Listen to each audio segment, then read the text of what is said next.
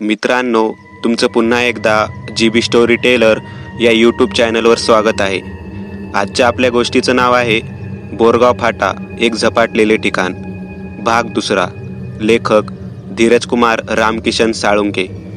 पण गोष्ट सुरू करण्याआधी जर कोणी या कथेचा या अगोदरचा भाग पाहिला नसेल तर तो भाग पाहूनच हा भाग पाहण्यास सुरुवात करावी, ही विनंती. आणि अजूनही कोणी या चॅनलला सबस्क्राईब केलेलं नसाल तर लगेच सबस्क्राईब करून टाका. चला तर मग अजिबात वेळ न घालवता गोष्टीला सुरुवात करूया.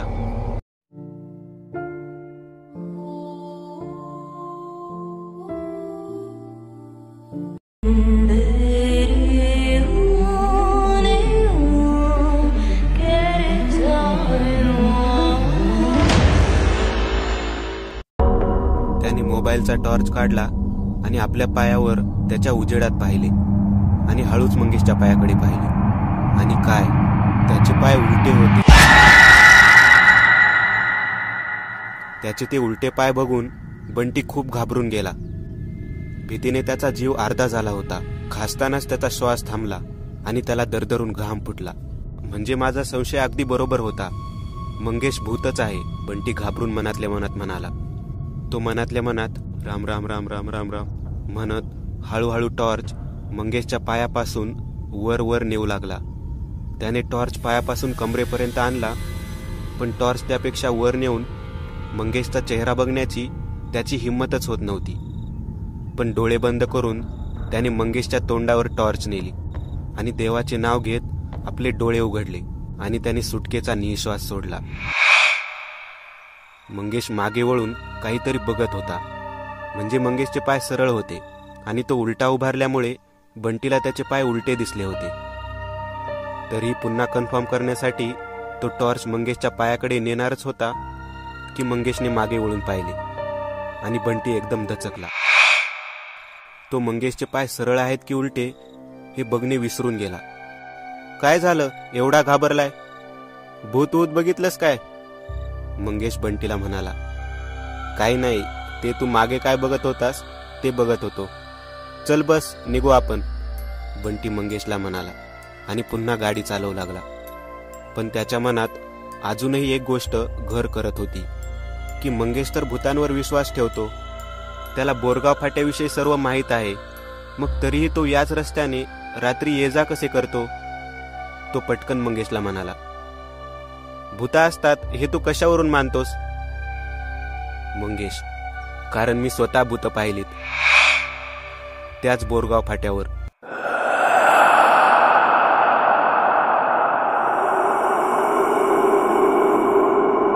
आता मात्र बंटीच्या छातीतले हृदय मोठमोठ्याने जोरजोरात धडधड करू लागले. काय बोलतोयस मंगेश? तू भूत पाहिलेस, तेही बोरगाव फाट्यावर? मग तरीही तू इकडे रोज रात्री कसे काय ये जा करतोस? तुला ती भूत काय करत नाहीत? बंटीने आश्चर्याने मंगेशला विचारले. मंगेश, सांगतो सगळं, पण खूप मोठं आहे, जाऊ दे. बंटी, सांग ना मंगेश, तू रामभाऊचं भूत तुझ्या डोळ्यांनी पाहिलेस? मंगेश, हो पाहिले आणि त्याच्या तावडीतून निसटलोही. रामभाऊचे भूत लोकांना चहा पाजून पाजून मारते, त्यामुळे बोरगाव फाट्याकडे रात्री कोणीच जात नाहीत. हे ऐकून बंटीला आता फक्त झटकाच यायचा बाकी होता. तो भीतीने जोरजोरात श्वास घेऊ लागला. बंटी, मंगेश, काय बोलतोयस यार तू? भूत नसतात रे भावा. बंटी स्वतःला दिलासा देण्याचा प्रयत्न करत होता. मंगेश, असतात भूत, मी पाहिलेत ना, आणि त्यांच्या तावडीतून निसटलोही. काय? कधी पाहिले? सांग बरं मग मला, बंटीने घाबरत घाबरत त्याला विचारले. मंगेश सांगू लागला. मला अजूनही आठवतो तो दिवस. त्या दिवशी मला हरणेवाडीला जायला उशीर झाला होता. तशात माझी बाईक आजच्या सारखीच रस्त्यात बंद पडली. रात्रीचे 8:30 वाजले होते. पूर्वी या रस्त्यावर खूप लुटमारे व्हायच्या, त्यामुळे मी खूप घाबरलो होतो. मी एकटा या काळोख्या जंगलात सामसूम रस्त्यावर एकटाच उभा होतो. 2 तास वाट बघूनही एकही गाडी रस्त्यावरून गेली नव्हती. रात्र वाढत चालली होती, थंडीही वाढत चालली होती. दूर दूरपर्यंत कुठे उजेडाचा मागमूस देखील नव्हता. त्या काळ्या कुट्ट रात्रीत मी खूप घाबरून गेलो होतो. दरोडेखोरांची भीती तर होतीच, पण त्यापेक्षाही मला हे जंगल आणि निर्मनुष्य असलेल्या रस्त्याची जास्त भीती वाटायला लागली होती. अचानक बाजूचा पालापाचोळा वाजला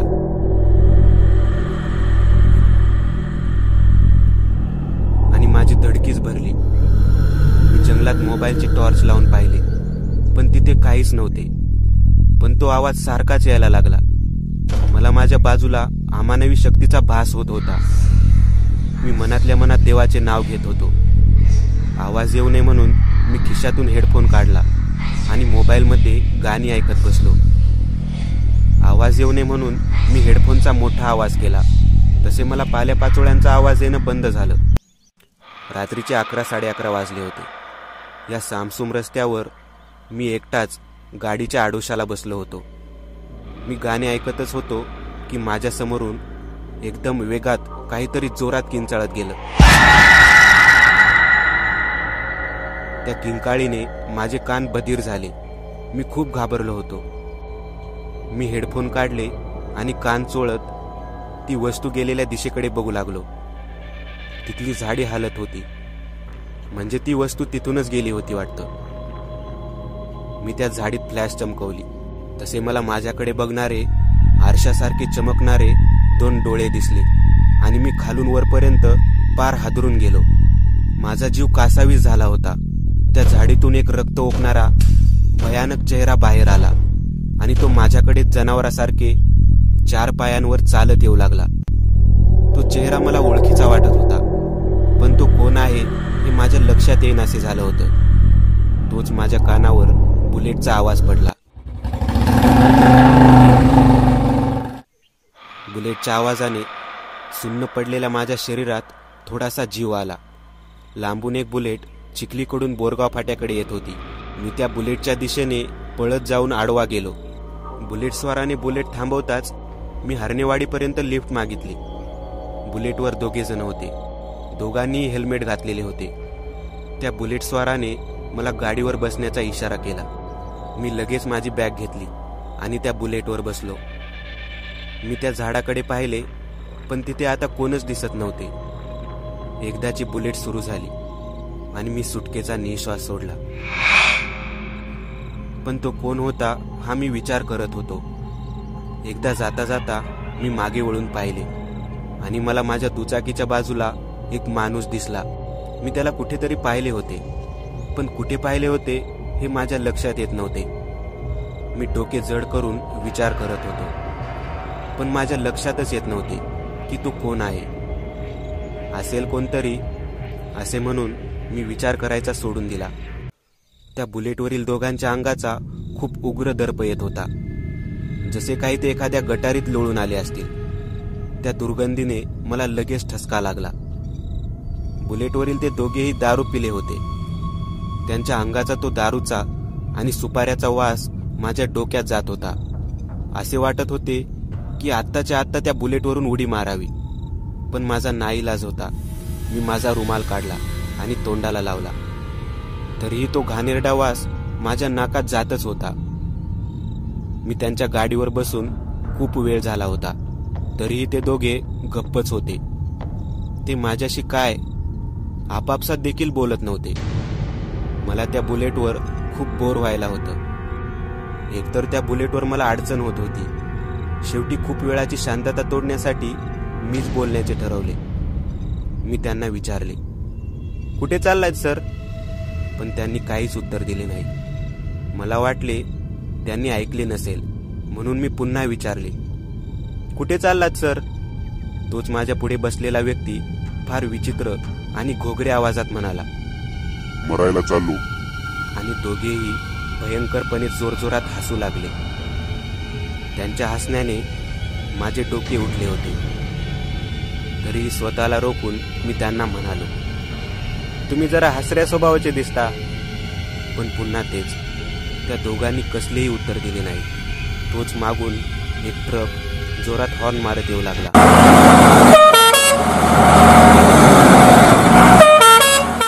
तो ट्रक आमच्या अगदी बोटभर अंतरावरून सुसाट वेगाने निघून गेला. बुलेटवरचे माझ्या पुढचे दोघे खूप चिडले. ते त्या ट्रकवाल्याला अतिशय घाणेरड्या शिव्या देऊ लागले. त्यांचे हे घाणेरड्या शिव्या देणे मलाही कुठेतरी पटत होते, कारण ट्रक अजून बोटभर अंतराने जवळून गेला असता तर आम्ही केव्हाच देवापाशी गेलो असतो. बुलेट चालवणाऱ्या पुढच्या व्यक्तीने आता बुलेटचा स्पीड वाढवला आणि थोड्याच वेळात त्याने ट्रकला गाठले. आम्ही तिघेही मिळून ट्रकमधील ड्रायव्हर आणि क्लीनरला शिव्या देऊन ट्रक थांबवण्यास भाग पाडले. थोड्याच वेळात त्या ट्रक चालकाने ट्रक रस्त्याच्या कडेला थांबवला. त्याने ट्रक थांबवताच बुलेटवरचे दोघे ट्रक चालकाच्या अंगावर धावून गेले. त्या चौघातही हाणामारी सुरू झाली. मी मात्र बुलेट जवळ थांबून हे सर्व बघत होतो. ट्रक चालक आणि क्लीनर दोघेही दारू पिऊन फुल होते. मला हरणेवाडीला जायला उशीर होत होता, त्यामुळे मी त्यांचे भांडण थांबवण्याचा प्रयत्न करत होतो, पण ते दोघे माझे काहीच ऐकत नव्हते. मला त्यांचा खूप राग येत होता, पण मी काहीच करू शकत नव्हतो. तेवढ्यात मला चिखलीहून बोरगाव फाट्याकडे जाणारा एक टेम्पो दिसला. तो आमच्या दिशेने येत होता. टेम्पो चालकाने टेम्पो माझ्याजवळ येऊन उभा केला. तो जरा वयाने वृद्ध होता. चला शेठजी, कुठं जायचंय तुम्हाला? तो मला म्हणाला. मी आधीच खूप टेन्शनमध्ये होतो आणि रागातही होतो. कुठे नाही, जावा तुम्ही, मी त्याला रागात म्हणालो. अहो, पण एवढ्या रात्री एकट्या या जंगलात कशाला थांबलात? टेम्पो चालकाने मला विचारले. अरे, डोळे फुटलेत का तुझे? इथे 4 लोक आपापसात झगडत आहेत, ते दिसत नाही का तुला? कृपया जा आता इथून, मी रागात टेम्पो चालकावर ओरडलो. टेम्पोवाला तसे का बोलला? टेम्पो चालक माझ्याकडे जरा विचित्रपणे बघू लागला आणि पटकन तिथून निघून गेला. तोपर्यंत त्या चौघांचे भांडण आटोपले. बुलेटवरच्या दोघांनी ट्रक चालकाला आणि क्लीनरला बेदम मारहाण केली होती आणि त्यांना पुन्हा शिव्या देत ते बुलेटवर बसले. त्यांच्या पाठोपाठ मीही बसलो. तेवढ्यात तो ट्रक चालक आम्हाला म्हणाला, बघून घेईन, सोडणार नाही तुम्हाला. त्याच्या या धमकीने ते दोघेही चिडले आणि बुलेटवरून उतरणार तोच मी त्यांना समजावून तिथून निघण्यास सांगितले आणि शेवटी आम्ही तिथून एकदाचे निघालो. तिथून थोड्याच अंतरावर आम्ही आलो तेव्हा रस्त्यात आम्हाला बोरगाव फाटा लागला. बोरगाव फाट्यावर एक ढाबा होता. हिवाळ्याचे दिवस असल्याने आम्ही अगदी काकडून गेलो होतो. बुलेट चालकाने लगेच बुलेट ढाब्यासमोर आणून उभी केली. बाजूलाच मला एक टेम्पो दिसला. तोच मागचा टेम्पो होता जो मला रस्त्यात भेटला होता आणि तो आंधळा टेम्पो चालक माझ्यासोबत 4 धडधाकट माणसं असूनही मला एवढ्या रात्री एकटं या रस्त्यात का थांबलात असे म्हणाला होता. टेम्पोची खिडकी उघडी होती. मी सहज टेम्पोत वाकून बघितलं. टेम्पोत कोणीच नव्हतं, पण टेम्पोला चावी लावली होती. वा रे बहादर, टेम्पोत तशीच चावी सोडून गेलाय. पार वेडा दिसतोय म्हातारा. गाडी चोरीला गेल्यावर कळेल याला, असे म्हणत मी त्या दोघांसोबत ढाब्यात शिरलो. रामभाऊ, 2 कडक स्पेशल चहा घेऊन या. बुलेटवरच्या दोघांपैकी एकाने चहाची ऑर्डर दिली. काय रामभाऊ? हा तोच रामभाऊ ढाबेवाला तर नाही ना, जो अपघातात मेला होता आणि बोरगाव फाट्यावर रात्री ढाबा चालवताना दिसतो? मी घामाघूम होऊन विचार करत होतो. म्हणजे तो विठ्ठल ढाब्यावरील चहावाला खरे बोलत होता. मला वाटले की मी भूतांच्या डावात फसलो आहे. मी चुपचाप त्या खुर्चीवर त्यांचं बोलणं ऐकत राहिलो. मालक, ढाबा बंद करायची वेळ झालीये, जरा उशिरा आलात तुम्ही, रामभाऊ त्या दुचाकी स्वाराला म्हणाला. बुलेट चालक, रामभाऊ, असं करू नका राव, थंडीनं पार गारठून गेलोत राव आम्ही, काहीतरी करा बरं. पण रामभाऊ चहा करायला तयारच नव्हता. शेवटी 5-10 रुपये जास्त देण्याची तयारी त्याने दर्शवली. तेव्हा कुठे रामभाऊ चहा करायला तयार झाला. त्या दोघांनी फक्त 2च चहाची ऑर्डर दिली होती. त्यामुळे रामभाऊ माझ्याजवळ आला आणि मला म्हणाला, साहेब, तुम्हाला काय आणू, चहा की कॉफी? पण त्याच्या बोलण्याकडे माझे लक्ष कुठे होते. मी तर त्या थंडीत घामाघूम झालेला माथा पुसत पुसत विचारात गडलो होतो. त्याने मला पुन्हा विचारले, साहेब, चहा आणू की कॉफी? तेव्हा मला ऐकू आले, चहा नाही, कॉफी, मी घाबरत म्हणालो. रामभाऊ चहा बनवायला निघाला, पण तेवढ्यात माझ्या डोक्यात विचार आला. चिखलीतला चहावाला मला म्हणाला होता की रामभाऊचे भूत लोकांना चहा पाजून मारते. रामभाऊ, कॉफी कॅन्सल करा, मला काहीच नको. मी क्षणाचाही विलंब न करता पटकन रामभाऊला म्हणालो. तसा रामभाऊ माझ्याजवळ आला. त्याने माझा चेहरा निरखून पाहिला आणि मला म्हणाला, साहेब, एवढं घाबरायला काय झालंय तुम्हाला? नाही नाही, मी कुठे घाबरतोय. मी बळच हसत हसत त्याला म्हणालो. उद्देश फक्त एकच होता की रामभाऊला कळू नये की तो भूत आहे. हे मला माहीत आहे, पण रामभाऊने जणू माझ्या मनातलं ओळखलं होतं. तुम्ही चिखलीच्या विठ्ठल ढाब्यात गेलताव का? त्याने मला विचारले. आई शपथ, आता माझं काही खरं नाही. काय सांगू याला आता? गेलो होतो म्हणालो तर याला कळेल की मला माहीत आहे हा भूत आहे ते. काय सांगू, मी विचार करत होतो. गेलाच असचाल, तेव्हा तर इतका घाबरलायत, रामभाऊ मला म्हणाला. अहो नाही नाही, आई शपथ मी नाही तिथे गेलो. मी शब्दा घेऊन त्याला म्हणालो. साहेब, तुमच्या माहितीसाठी सांगतो, विठ्ठल ढाब्याचा मालक ट्रक ॲक्सिडेंटमध्ये मागच्याच वर्षी मेला आहे. काय? ते ऐकून माझ्या पायाखालची जमीनच सरकली. मला माझ्या कानांवर विश्वास बसत नव्हता. हो, तुम्ही ज्याला भेटला होतात ते त्याचंच भूत होतं. तो मरूनही ते ढाबा चालवताना दिसतो. तो स्वतःच्याच मरणाची गोष्ट माझ्या नावाने सांगतो आणि प्रवाशांना आपल्या ढाब्यावर झोपायला खोली देतो. आणि दुसऱ्याच दिवशी त्या प्रवाशांचा चेंगरलेला मृतदेह त्या रिकाम्या जागेवर दिसतो. तेवढ्यात माझ्या लक्षात आलं, त्याच ढाबेवाल्याला मी जंगलातल्या रस्त्यात त्या झुडपामागे तोंडातून रक्त ओकताना बघितलं होतं. आणि रस्त्यावरही माझ्या दुचाकीच्या बाजूला मी त्याला पाहिले होते. त्यामुळे मला रामभाऊच्या गोष्टीवर थोडा थोडा विश्वास बसायला होता. तरीही माझ्या मनात एक विचार सुरू होता. आणि तो महाराष्ट्र शासनाने बोरगाव फाट्याविषयी लावलेला फलक? मी पटकन त्याला विचारलं. तसा कोणताच फलक महाराष्ट्र शासनाने लावलेला नाही. वाटल्यास या दोघांना विचार, हे माझे नेहमीचे गिराईक आहेत. हो, रामभाऊ खरे बोलत आहेत, दोघेही त्याच्या बेसुऱ्या आवाजात म्हणाले. बेचारा, लय वाईट झालं त्याच्यासोबत. त्याच्या लेकरा बाळांचे लय हाल सुरू असतील, असं म्हणत त्याच्या डोळ्यात पाणी आलं. रामभाऊचं रडणं मला विचित्र वाटत होतं. तो असं रडत होता जसे त्याचीच मुलं बाळ त्रासात असतील. तेवढ्यात एक दुचाकी स्वार म्हणाला. तो रामभाऊच्या अगदी जवळचा मित्र होता. त्यानेच रामभाऊला हा ढाबा उघडण्यासाठी पैसे दिले होते. बरं, मी त्यांना म्हणालो. साहेब, बरं झालं तुम्ही तिथं थांबला नाहीत, नाहीतर त्यानं तुमच्यासोबत पण तेच केलं असतं जे बाकीच्यांसोबत केलं आहे. रामभाऊ मला म्हणाला. मी म्हणालो. मी देवाला हात जोडले, कारण देवाने मला खूप मोठ्या संकटापासून वाचवलं होतं. बोला मग, काय आणू, चहा की कॉफी? रामभाऊ मला म्हणाला. कडक चहा आणा, मी रामभाऊला म्हणालो. रामभाऊ लगेच चहा बनवायला गेला. खूप वेळानंतर मला हलकंसं वाटत होतं. माझ्या डोक्यावरचं सर्व टेन्शन उतरलं होतं. पण अजून हलकं होण्यासाठी मी उठलो. रामभाऊ, आलोच जाऊन मी, तोपर्यंत चहा करा, मी करंगळी दाखवत रामभाऊला म्हणालो. होय, या जाऊन तोपर्यंत, मी चहा करतो, रामभाऊ म्हणाला. मी धाब्याच्या बाहेर आलो आणि लघवीची जागा शोधू लागलो.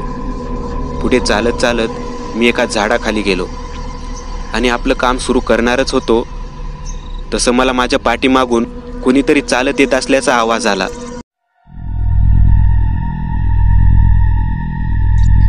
मी पटकन मागे वळून पाहिलं आणि मागे कोणच नव्हतं. मला कोणत्या तरी गोष्टीची भीती वाटत होती, जसे काहीतरी खूप वाईट होणार आहे.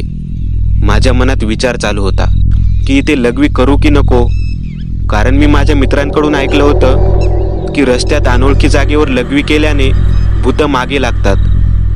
पण मला कंट्रोल होत नव्हतं, म्हणून माझ्याकडे दुसरा पर्यायही नव्हता. यार, मला असं का होत आहे आज? एखाद्या वेळेस टेन्शनमुळे होत असेल, मी विचार करत होतो. पण लगेच पाठीमागून खाट खाट असा आवाज आला. मी मागे वळून पाहिले, पण कोणच नव्हतं.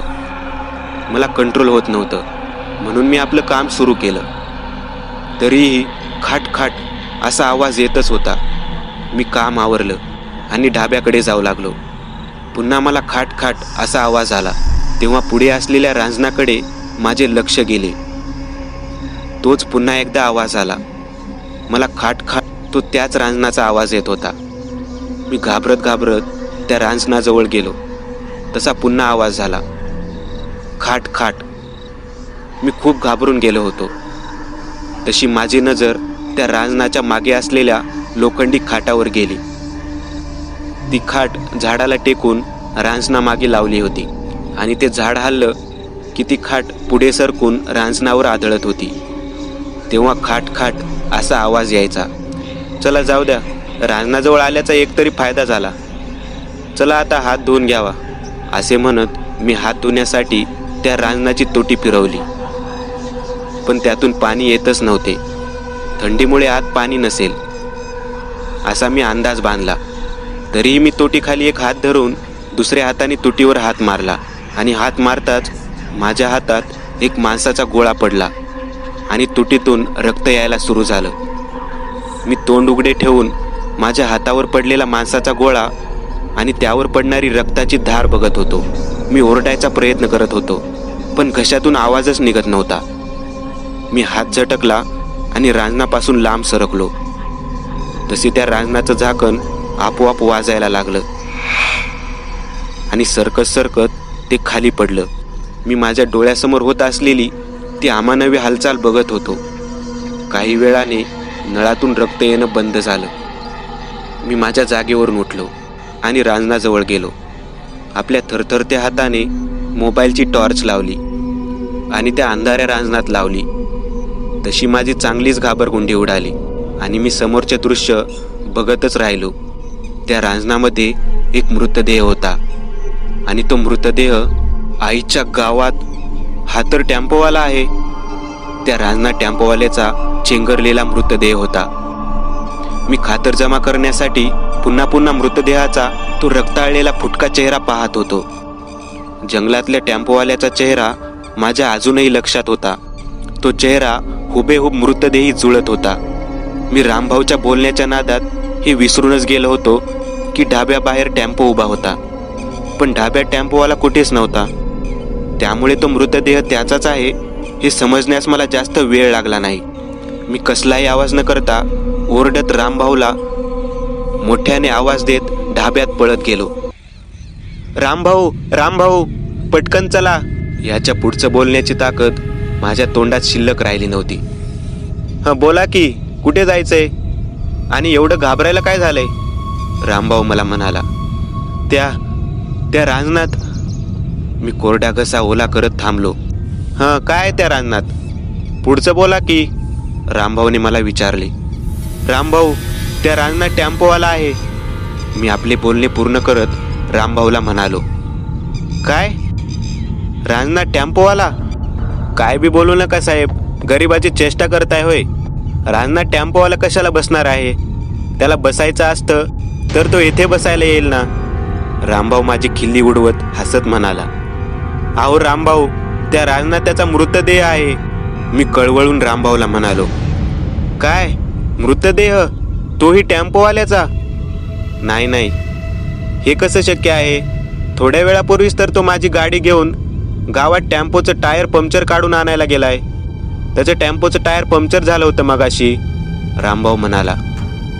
पण मला त्याचं उत्तर पटेनासं झालं होतं, कारण त्यामागे कारणही तसंच होतं. मग तरीही टेम्पोची चारही चाके एकदम व्यवस्थित टेम्पोला कशी काय आहेत? तो पंक्चर काढायला टायर घेऊन गेलाय ना. मग तरीही टेम्पोची चारही चाके एकदम व्यवस्थित टेम्पोला कशी काय आहेत? तो टायरचं पंक्चर काढायला गेलेला नाही.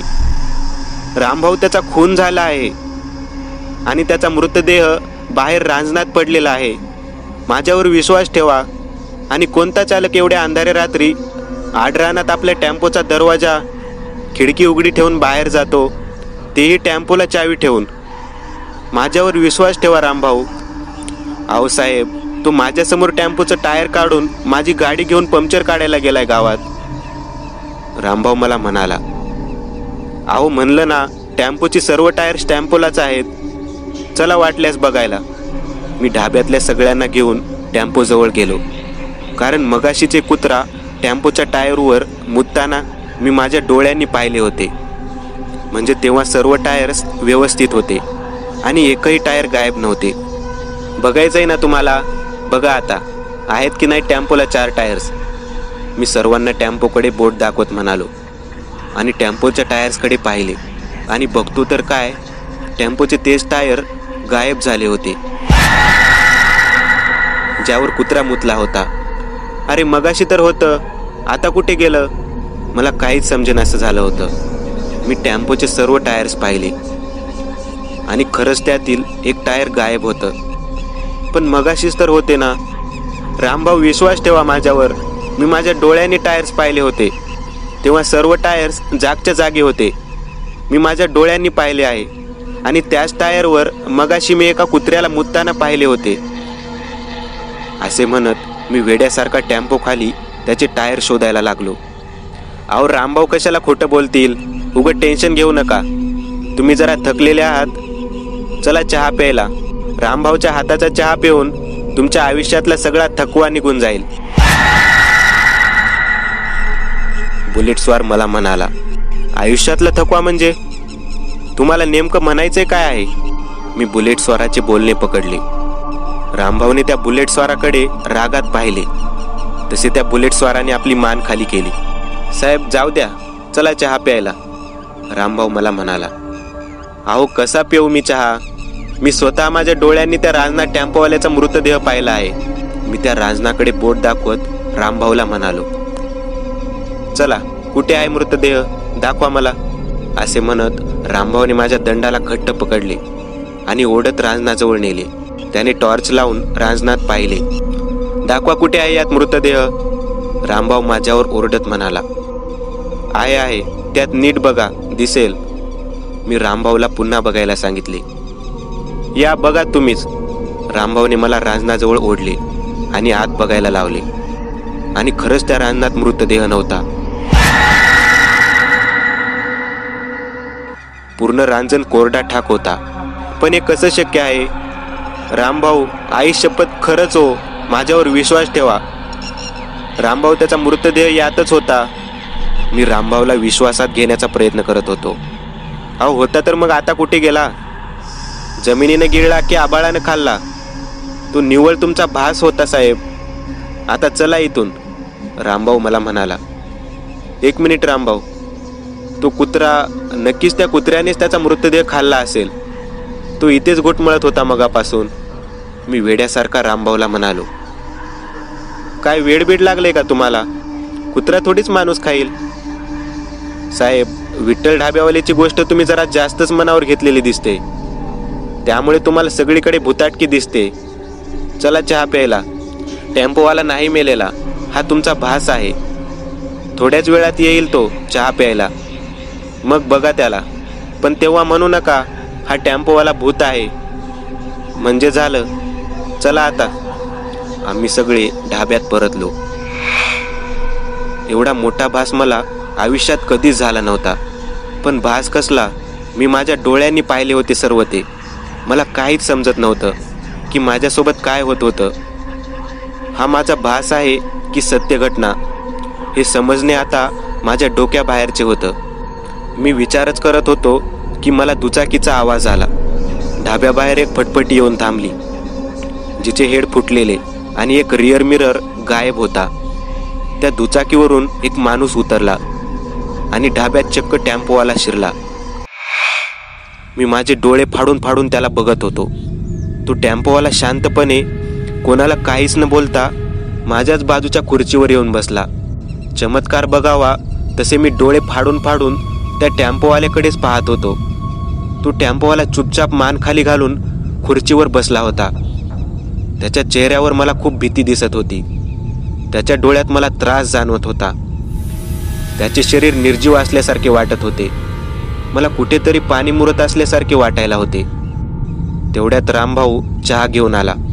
त्याने सर्वांना चहा दिला. शेवटी तो माझ्याजवळ आला आणि मला चहा देत म्हणाला, नीट बघा साहेब, हाच आहे ना तो टेम्पोवाला. बघा, हा जिवंत आहे. तो फक्त तुमचा भास होता. घ्या आता, प्या हा चहा. हो रामभाऊ, पितो पितो, मी बळच हसत हसत म्हणालो. रामभाऊ टेम्पोवाल्यापाशी गेला आणि त्याला म्हणाला, साहेब तुम्हाला काय आणू, चहा की कॉफी? टेम्पोवाला खाली मान घालून बसला होता. त्याने रामभाऊला काहीच उत्तर दिले नाही. रामभाऊने त्याला पुन्हा विचारले, साहेब चहा देऊ की कॉफी? पण तरीही त्याने काहीच उत्तर दिले नाही. तेव्हा रामभाऊ जरा रागात बोलला, साहेब तुम्हाला चहा देऊ की कॉफी? तसा तो टेम्पोवाला दचकला आणि भानावर आला. कॉफी द्या मला, टेम्पोवाला विचार करून बोलला. रामभाऊने त्याच्याकडे मोठे डोळे करून बघितले आणि म्हणाला, कॉफीच का, चहा नको का तुम्हाला? तसे तो टेम्पोवाला म्हणाला, रामभाऊ कॉफी नको, चहा आणा.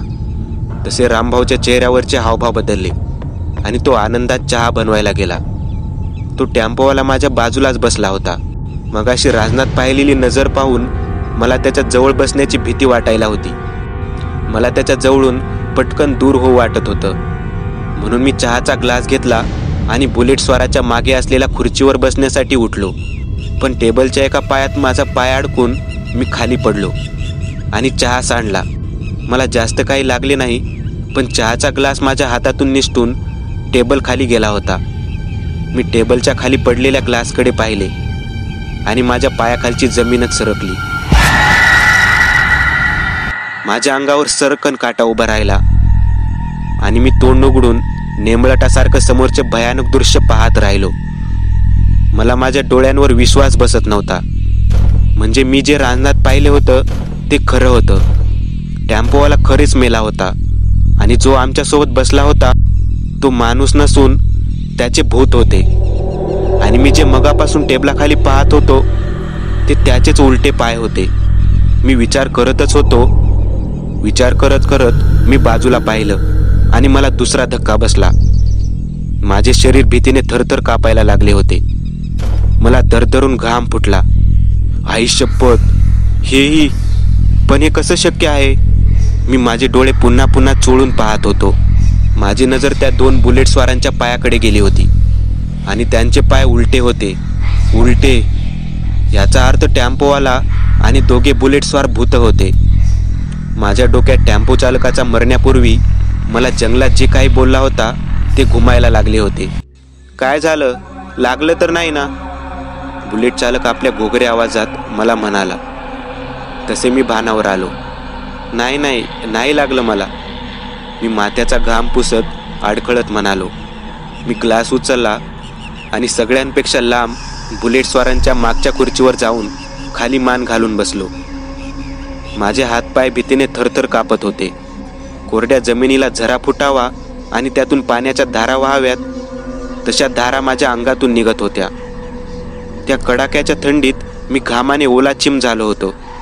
माझं डोकं अगदी सुन्न पडलं होतं. माझ्या अवतीभोवती काय घडत आहे याची जाणीवही मला राहिली नव्हती. माझ्यासोबत काय होत आहे हे मला समजेनासे झाले होते. पण एवढं मात्र खरं होतं की तो माझा भास नव्हता. आणि एक भास ठीक आहे, पण एवढे भास एकसाथ होणे अशक्य आहे. म्हणजे माझ्या डोळ्यासमोर भास नसून वास्तविक घटना घडत आहेत हे मला समजले. मला टेम्पोवाला जंगलात जे बोलला होता ते आठवले होते. जंगलात माझ्या मागे 2 बुलेट स्वार ट्रकवाल्यांसोबत मारामारी करत होते आणि टेम्पोवाला मला म्हणाला होता की एवढ्या रात्री एकटे या जंगलात काय करत आहेत. आणि ते भांडण त्याच्या डोळ्यासमोरच चालू होते, पण त्याला माझ्यासोबतचे बुलेट स्वार दिसत नव्हते. याचा अर्थ मी मगापासून बुलेटवर 2 भूतांसोबत फिरत होतो. टेम्पोवाला मला जंगलात नेमका तसे का बोलला होता याचा उलगडा मला झाला होता, पण खूप उशीर झाला होता. माझ्या समोरच 3 भूतं बसली होती.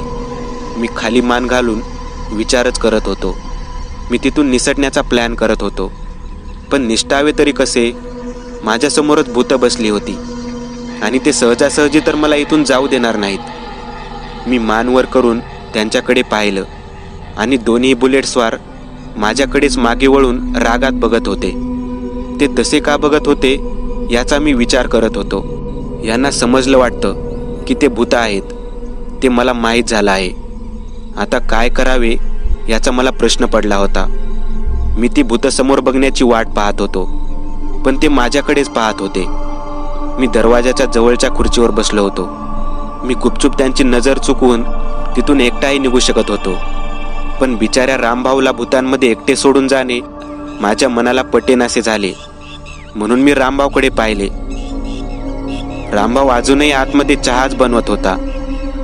मी रामभाऊ माझ्याकडे बघण्याची वाट पाहत होतो, जेणेकरून मी त्याला खुणावून सांगू शकेल की ते सर्व भूत आहेत आणि तोही या भूतांपासून वाचू शकेल.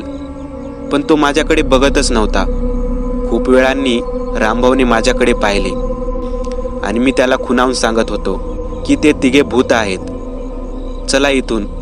पण तो काही समजून घेण्याचा प्रयत्नच करत नव्हता. तेवढ्यात एक बुलेटस्वार रामभाऊला म्हणाला, रामभाऊ, यानं चहा सांडला बघा, अजून एक कप चहा घेऊन या. तसा रामभाऊ चौताळत माझ्याजवळ आला. तुला लवकर चहा पी म्हणून सांगितलं होतं ना, मग का प्यायला नाहीस तू? उलट चहा सांडलास माझा. एकतर उशीर होतोय, ट्रक येईलच थोड्या वेळात. रामभाऊ चक्क आरेतुऱ्यावर उतरला होता, तेही मी फक्त एक ग्लास चहा सांडल्यामुळे. आणि ट्रक येईलच थोड्या वेळात म्हणजे कोणता ट्रक येणार आहे इथे? आणि त्या ट्रकचा माझ्या चहा पिण्याशी काय संबंध? जाऊ दे, ते काही का असेना, पण मला त्याचा खूप राग आला होता. तो चक्क मला आरेतुरे बोलला होता, तेही ओरडून. माझ्या तोंडात झपकन 10-12 शिव्या आल्या होत्या. मी तिथून एकटाही निसटलो असतो, पण मी रामभाऊसाठी तेथे थांबलो होतो, तो या भूतांना बळी पडू नये म्हणून. पण तो त्या भूताचं ऐकून माझ्यावरच चढायला होता. असं वाटत होतं की त्याला एका पाठोपाठ एक गावरान शिव्या हसाडाव्या, पण तो वेळ शिव्या हसडण्याचा नव्हता. त्यामुळे मी माझ्या रागावर ताबा मिळवला. रामभाऊ, सॉरी, चुकून सांडला, तुम्ही दुसरा घेऊन या ना, मी रामभाऊला म्हणालो. या म्हातारड्याला माझा कोल्हापुरी इंगा दाखवावाच लागेल, बघतोस तुला, फक्त मला इथून बाहेर निघू दे एकदाचा, मी मनातल्या मनात बोललो. तसा रामभाऊ आतमध्ये चहा बनवायला गेला. बुलेटस्वारांनी तोंड समोर केले. त्या टेम्पोवालीचे भूत मात्र अजूनही मान खाली करून एकदम चुपचाप बसले होते. ते एकटक चहाच्या पेल्याकडे पाहत होते. बघून तर असे वाटत होते की त्याचे चहा पिण्याचे मन नव्हते. आणि पिऊही कसे वाटेल, कारण चहा तर फक्त माणसं पितात ना. बुलेटस्वारांच्या भूतांनी मान समोर वळवली होती. मी याचीच वाट पाहत होतो. मला पळून जाण्याची संधी मिळाली होती. मी हळूच आवाज न करता मागच्या मागून ढाब्याबाहेर निघून आलो. मी टेम्पोच्या बाजूने जातच होतो की मला मगाशी गायब झालेले टेम्पोचे टायर टेम्पोला आहे तसे दिसले आणि आश्चर्याचा धक्का बसला. मला कळले की तोही भूतांचाच डाव होता, पण माझ्याकडे विचार करण्यासाठी जास्त वेळ नव्हता. मरण्यापूर्वी टेम्पोवाला टेम्पोला चावी तशीच ठेवून गेला होता आणि दरवाजाही उघडा होता. मला सुवर्ण संधी मिळाली होती. मी पटकन दरवाजा उघडला आणि टेम्पोत बसलो. टेम्पो चालू केला. पहिल्यांदा तर टेम्पो चालू झाला नाही, पण थोड्या वेळ गुरगुर केल्यानंतर टेम्पो चालू झाला. टेम्पोचा आवाज ऐकून रामभाऊ ढाब्यातून ओरडत बाहेर पळत आला. तो मला थांबवण्यासाठी सांगत होता आणि मलाही इथून घेऊन चला असे म्हणत होता. रामभाऊच्या मागे ती भूतं लागली होती, पण मी पटकन टेम्पो पळवला. मी मागचा माझा अपमान विसरलो नव्हतो, त्यामुळे मी काय टेम्पो थांबवणार नव्हतो. मी आरशात पाहिलं, रामभाऊ टेम्पोच्या मागेच पळत होता, पण मी टेम्पो थांबवलाच नाही. त्याला जीव तोडून पळताना आणि रडताना पाहून माझ्या मनाला खूप समाधान मिळत होते. वाचवलं पण असतं तुला, पण माझ्याशी पंगा घेतलास तू, मग कसं वाचू, मी स्वतःशीच म्हणालो आणि तिथून सुसाट निघून आलो. तर असं सुटला सोय भूतांच्या तावडीतून. पण विठ्ठल ढाब्यावाल्याने सांगितल्याप्रमाणे तर रामभाऊ मेला होता ना, मग तुला रामभाऊ जिवंत कसा दिसला? आणि तो जिवंत होता तर पुढे त्याचं काय झालं? बंटीने मध्येच मंगेशला विचारले. अरे बंटी, ऐकून तरी घे, माझं बोलणं अजून संपलेलं नाही.